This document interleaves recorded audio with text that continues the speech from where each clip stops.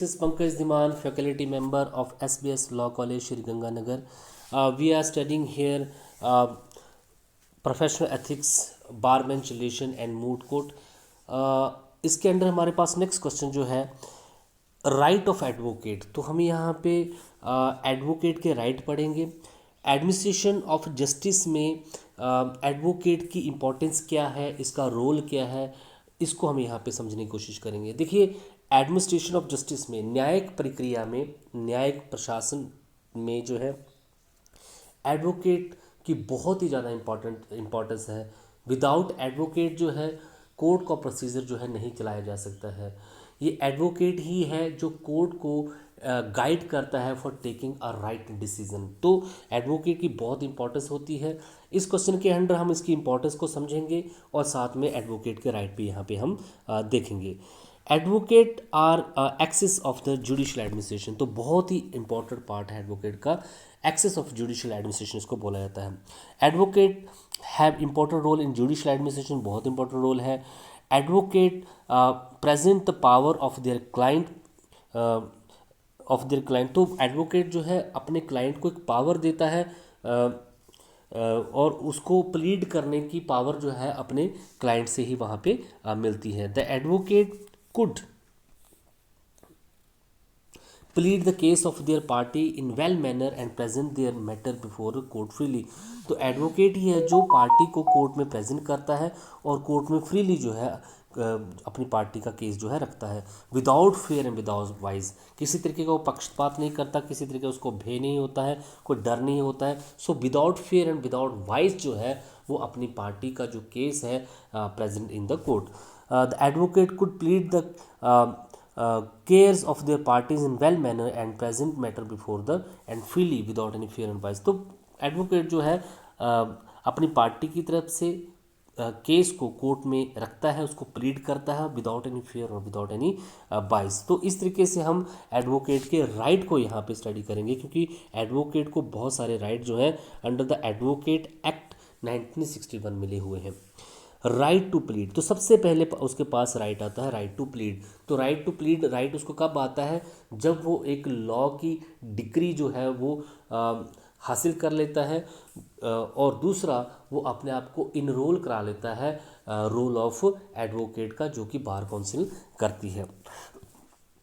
First important right of advocate is a right to plead in the court. Only advocate can attend the court of out in favor of parties and plead. Other person does not have a right. तो एक only advocate ही जो है अपनी party को court में represent करता है, उसके बिहाफ पे प्लीड कर सकता है और कोई नहीं कर सकता.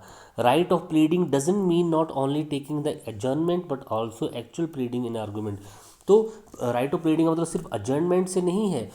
प्लीडिंग का मतलब यहाँ पे आर्गुमेंट से है. एक्चुअल प्लीडिंग आर्गुमेंट से आप किसी तरीके का आर्गुमेंट जो है अपनी पार्टी के बिहाफ पे कोर्ट में कर सकते हैं. Right of pleading is provided to the probationary advocate also. तो नए नए जो एडवोकेट होते हैं उनको भी राइट होता है प्लीड करने का. He can't be denied for this right. उनको उस राइट से अलग नहीं किया जा सकता है.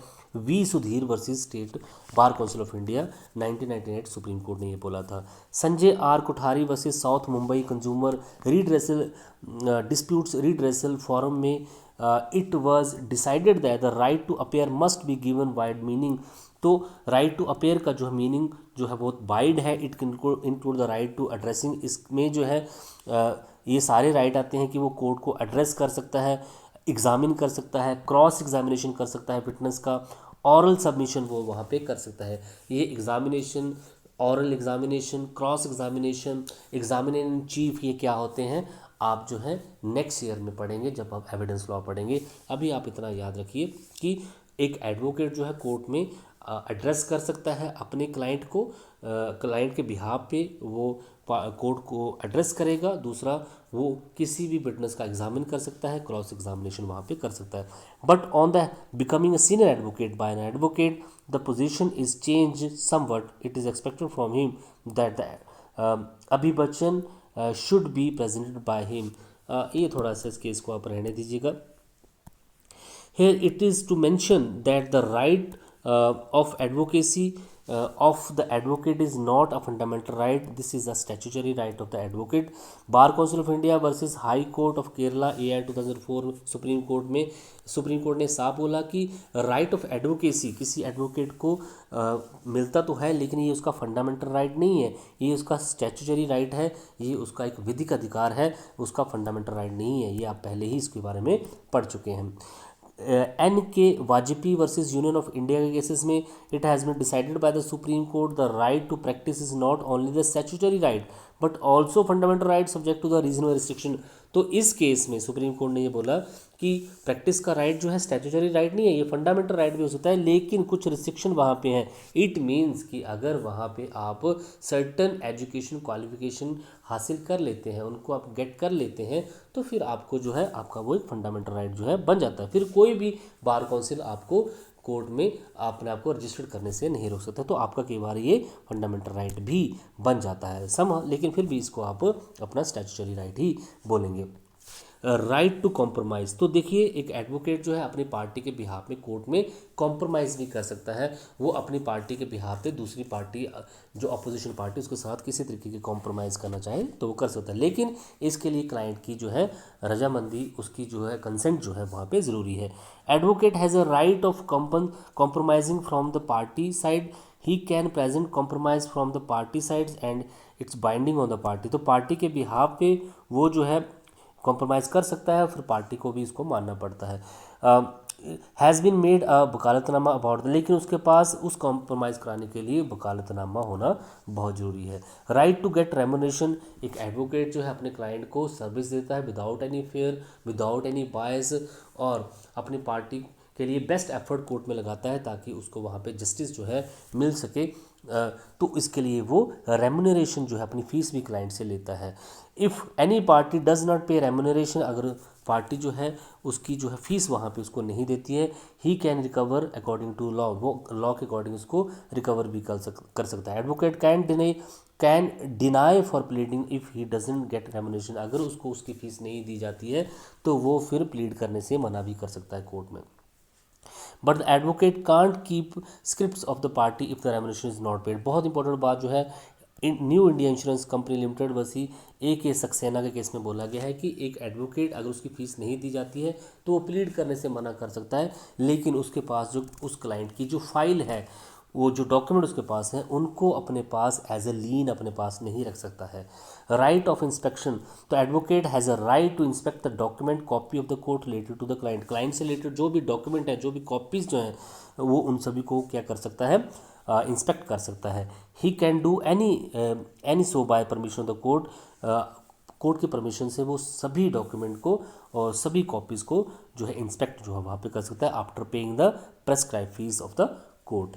Right to get the certified copy, advocate has a right to get the certified copy on the behalf of his client, तो वो कोर्ट से कोई भी certified copy of decision, decree, order जो है वो ले सकता है अपनी पार्टी से related. He can get it by paying prescribe fees, एक प्रेस्क्राइब फीस पे करने के बाद जो है कोर्ट से कोई भी डिसीजन की कॉपी, ऑर्डर की कॉपी या डिक्री की कॉपी वहाँ से ले सकता है। राइट टू गेट समन, इसके अलावा एडवोकेट जो है अपने क्लाइंट के बिहाफ पे जो भी समन सर्व किए गए हैं उनको भी ले सकता है under the civil procedure code 1908 section 3 के under. Right to present brief, court में जो है वो अपनी पार्टी के बिहाफ पे कोर्ट को ब्रीफ कर सकता है, मतलब पार्टी का केस क्या है, पार्टी का पक्ष क्या है, वो जो है कोर्ट में रख सकता है। Advocate has a right to present brief in the case of any other advocate.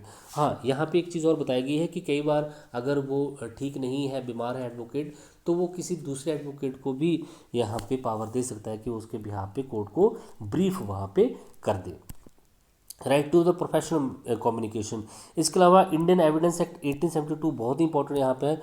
126 provides advocate has a privilege in relation to the professional communication, इसके अलावा अपने क्लाइंट से वो हर तरीके की इन्फॉर्मेशन जो है ले सकता है। देखिए ये बहुत ही इंपॉर्टेंट बात है कि एक एडवोकेट को आपको सही इन्फॉर्मेशन देना जरूरी। अगर क्रिमिनल केस में अगर एक जो ऑफेंडर है, आप उसने एक्चुअल में किया क्या है, अगर उसने कोई ऑफेंस किया है तो उसकी सारी इन्फॉर्मेशन जो है वो अपने उस एडवोकेट को देना जरूरी है। अगर वो वहाँ पे इन्फॉर्मेशन को कंसील करेगा तो उसी को नुकसान होगा। लेकिन एडवोकेट की भी यहाँ पे रिस्पॉन्सिबिलिटी बनती है कि अगर उस क्लाइंट ने, उस ऑफेंडर ने अपनी सारी जो भी उसने ऑफेंस किया है उसके बारे में उसको बता दिया है, तो वो उसको एज ए प्रोफेशनल कम्युनिकेशन समझे और ये किसी को भी ना बताए, इवन कोर्ट को भी इनको ना बताए, और उसके बिहाफ पे फिर केस को रेडी करे ताकि वो अपने क्लाइंट को वहाँ पे बचा सके।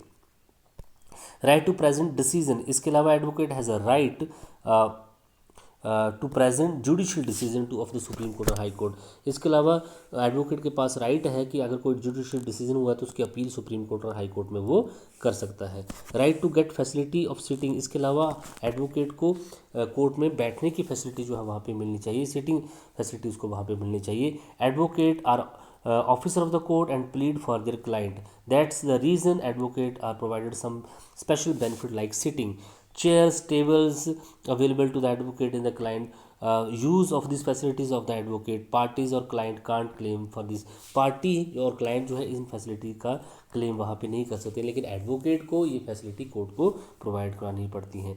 Chamber are allotted to the advocate but they can't claim as a right, chamber भी कोर्ट को प्रोवाइड किया जा सकता है लेकिन वो एज ए राइट इसको क्लेम नहीं कर सकते हैं। Vinay Balchandra Joshi Vashi registrar general SC of India जी है बोला गया था। इसके अलावा right to get appointment as a commissioner, तो एक जो एडवोकेट है उसको ये राइट है कि अगर कोर्ट कोई कमिश्नर अपॉइंट करना चाहती है अपनी तरफ से, रिसीवर या ओथ कमिश्नर या पब्लिक नोटरी पब्लिक, तो एक एडवोकेट को ही अपॉइंट करेगी। कमिश्नर कई बार जो है किसी डिस्प्यूट को देखने के लिए कोर्ट जो है किसी एडवोकेट को अपॉइंट करती है जो कि इंडिपेंडेंट एडवोकेट होता है, उस केस से जुड़ा हुआ नहीं होता, उसको उस डिस्प्यूट को जो फिजिकली देख के और उससे रिलेटेड रिपोर्ट तैयार करने के लिए बोला जाता है। इसके लिए पार्टीज को फीस भी पे भी करती हैं। तो एडवोकेट को ये राइट होता है कि वो कमिश्नर बन सकता है, रिसीवर बन सकता है। इसके अलावा एडवोकेट को जो एक रिसीवर भी बनाया जा सकता है, अगर कोई प्रॉपर्टी से रिलेटेड डिस्प्यूट है तो उस प्रॉपर्टी को रिसीव करने का राइट जो है उस एडवोकेट को कोर्ट की तरफ से दिया जा सकता है। इसके अलावा ओथ कमीशन होते हैं, कोर्ट के जितने भी ऑफिशियल डॉक्यूमेंट होते हैं उनको अटेस्ट करने का राइट ओथ कमिश्नर के पास होता है।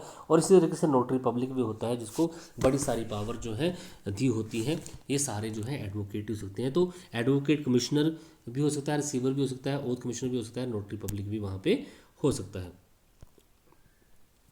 तो ये आपके पास राइट ऑफ द एडवोकेट। अब यहाँ पे ड्यूटीज़ क्या क्या हैं इनको भी हम यहाँ पे देख लेंगे। Discuss the brief the duties of advocate toward the court, client, fellow advocate and public. तो एक एडवोकेट की ड्यूटी क्या है toward the court, toward the client, toward the fellow advocate and public, ये सारा यहाँ पे हम देखेंगे। डॉक्टर हनीराज एल चुलानी वजी बार काउंसिल महाराष्ट्र केसेस में legal profession is holy profession, ये पहले बताया गया। इस केस में बोला गया कि लीगल प्रोफेशन एक हॉली प्रोफेशन है और इस प्रोफेशन से जो जुड़ा होता है हैज़ टू वर्क, उसको जो है अपना जो सारा काम जो है फीलिंग ऑफ सर्विस के स्पिरिट ऑफ सर्विस के बेसिस पे करना पड़ता है कि उसको इस काम को जो है करना है और यहाँ पे जस्टिस प्रोवाइड करना है पार्टी को। Advocate are expected to do justice with the parties and favour their interest and present their favour boldly in the court. तो एडवोकेट जो होते हैं उनसे ये एक्सपेक्ट किया जाता है कि वो पार्टीज़ को जस्टिस प्रोवाइड कराएं और उनके इंटरेस्ट को कोर्ट के सामने जो है रखें। लेकिन it is possible only when the advocate work hard and behave with peace and patience to the, लेकिन ये तभी पॉसिबल है जब एडवोकेट वर्क हार्ड करे, शांत रहे और अपना पक्ष को, अपनी पार्टी का पक्ष कोर्ट में मजबूती से रखे। इसलिए उसकी बड़ी सारी ड्यूटी भी टूवर्ड जो है कोर्ट, पार्टीज और कलीग जो है बन जाती है। इन्हीं को हम यहाँ पे वन बाय वन डिस्कस करेंगे। प्लीडिंग केसेस विद डिवोशन, तो बहुत इंपॉर्टेंट बात है कि first duty of advocate is to plead the case of their parties with devotion. तो पूरे डिवोशन के साथ जो है अपने उस केस को वहाँ पे प्लीड करे। His endeavour to win his party, उसकी कोशिश रहनी चाहिए कि वो अपनी पार्टी को जिताए।